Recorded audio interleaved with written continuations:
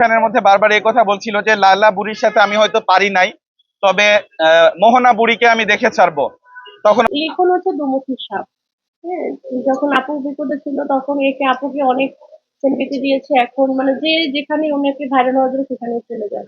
But exactly যদি আপুকে নিজের বোনই মনে করতো তাহলে এই কাজটা কখনোই করতো না।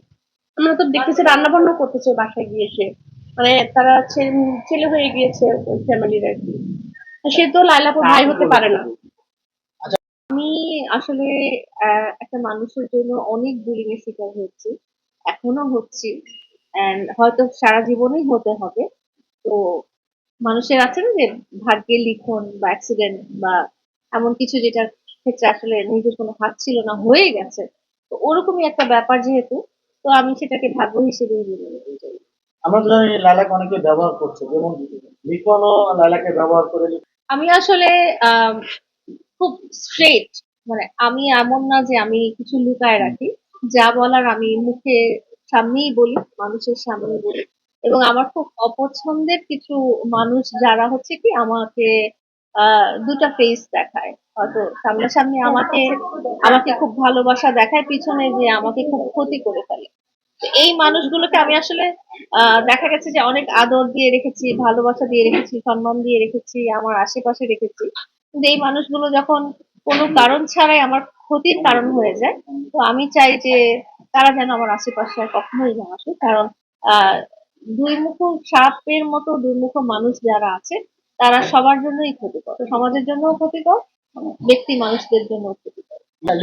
লিখনকে এই মামুনের মা বলেছে হিজড়া, সেজন্য লিখন আবার বলেছে রিপিট মামুনের মাকে বিয়ে করবে। এই যে ভার্চুয়াল, মনে হয়েছে যে খুবই নোংরা একটা ব্যাপার হয়ে গেছে। এবং এটা আসলে আমরা আর না ছড়াই, এটা এই ধরনের বক্তব্য, এই ধরনের ইন্টারভিউ, এই ধরনের স্টেটমেন্ট আমরা আর সোশ্যাল মিডিয়াতে না ছড়াই। কারণ এটা একান্তই তাদের ব্যক্তিগত ব্যাপার আসলে। হ্যাঁ, একান্তই কিন্তু তাদের তারা কিন্তু দুজনের মধ্যে একজন কিন্তু মোটেও কন্টেন্ট ক্রিয়েটর না, এবং আরেকজন যে পুরুষটার আপনারা নামটা বললেন উনি হচ্ছে ভাইরাল হওয়ার ধান্দায় থাকেন এবং ভাইরাল হওয়ার জন্য বিভিন্ন স্টেটমেন্ট দিয়ে থাকেন। তো যে জিনিসটা আসলে নেগেটিভিটি ছড়ায় এবং মানুষকে কোনো ভালো শিক্ষা না দেয়, সেটা আমরা না হয় নাই থাকতে চাই। সেদিন আবার বললো যে মামুনের মা বিয়ের আগে তাকে কামড় দিয়ে ফেলেছে। বিয়ের কথা শুনে বিয়ের আগে তাকে না, যে এটা অত্যন্ত নোংরা একটা টপিক হয়ে গেছে, এবং এই টপিকটা আমাদের জনগণের সচেতনতা বাড়ানোর জন্য হলেও পরিহার করা উচিত। এটা নিয়ে আমাদের আর কথা বলাই উচিত না। আপনি বোন হিসেবে হচ্ছে যে আমি নিজে এই ধরনের কথাবার্তা বলতে ইন্টারেস্টেড না, আমি শুনতেও ইন্টারেস্টেড না, এবং এমন কোনো মানুষের আশেপাশে থাকতে ইন্টারেস্টেড না যারা এই ধরনের নোংরামি করে বেড়াচ্ছে। এবং সমাজ বলে একটা কথা আছে, সমাজে আমরা আমরা যেহেতু মুসলিম ছাড়াও হচ্ছে আমরা একটা বাংলাদেশি কালচারে বড় হয়েছি, যেখানে আহ বয়সে বড় যারা তাদেরকে একটা সম্মান করার ব্যাপার আছে, সে যেই হোক না কেন। আমি দেখেছি পার্সোনালি ওই মহিলা বা পার্সোনালি ওই পুরুষের মধ্যে কিন্তু কোন রকম ব্যক্তিগত দ্বন্দ্ব থাকার কোনো কারণই নাই। মানে একজন আরেকজনের, এমন না যে একজন আরেকজনের ঘর সংসার ভেঙে ফেলছে বা এটা সেটা। তো দুজনের এই মানে খুবই অরুচিকর কথাবার্তা চালাচালিটা আসলে বন্ধ হওয়া উচিত, এবং প্রথমেই আমাদের মানে যেটা করা দরকার ছিল যে ওনাদেরকে স্টপ করে দেওয়া, যে আপনারা এখানেই স্টপ করেন, এই ধরনের কথা চালাচালি আপনারা আর করবেন না।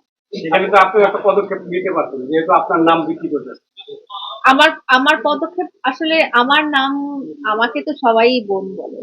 তো আমি সবার সবার ক্ষেত্রে তো যে আমি স্টপ করতে পারি না, এবং সবার যেহেতু ব্যক্তি স্বাধীনতা আছে, আমার এন্ড থেকে আমার যতটুকু বলার আমি ততটুকু বলেছি। যখন দেখেছি সে শুনছে না, তখন আমি তাকে আমার লাইফ থেকে বাদ দিয়ে দিয়েছি। কারণ একটা খারাপ মানুষের সঙ্গ আমি আর চাই না। আমি মুভ অন করেছি, মানে আমি একটা ভালো পথেই যেতে চাচ্ছি।